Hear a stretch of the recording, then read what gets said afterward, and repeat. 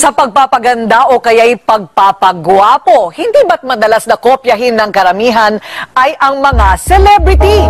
Gusto mo bang malaman ang sikreto kung paano nila napapanatili ang ganda o pagkamacho? Walang pakipot ng i-reveal. Sikreto ni Idolo. Ang sikat na host naman na si Kuya Kim Atienza, ginugugol niya ang panahon sa paglangoy at pagtakbo. Taong 2010 nang ma-stroke at atakihin sa puso si Kim. Napakabigat ng schedule ko. But the stroke was bound to happen.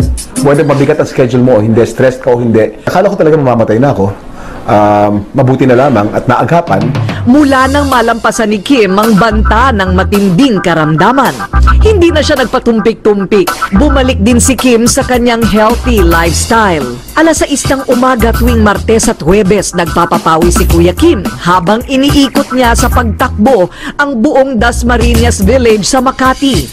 Kasama ko sa team Gatas, Gilbert Remulla, of course. Ako sa dance, Bel Daza. Hello! Carlos, the beautiful Ann Curtis. Sarap talaga mag-exercise kasi ang pag-ensayo ay maganda para sa puso natin, para sa katawan natin, para sa itsura natin, at para sa ugali natin.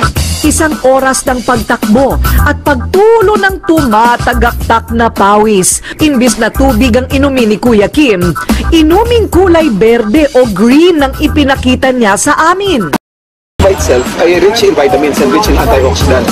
Kailangan natin yan para mag-recover yung katawan natin at para hindi tayo tumanda ng mabilis. Nagustuhan niya, so yun ang ginagamit niya ngayon tuwing, actually hindi lang sa tuwing tatakbo araw-araw niyang iniinom.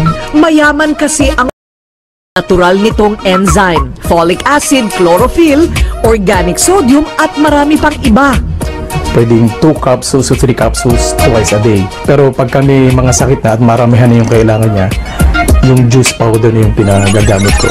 Kasi mas marami kang kailangan na mga nutrients para sa katawan. Yan ang sikreto.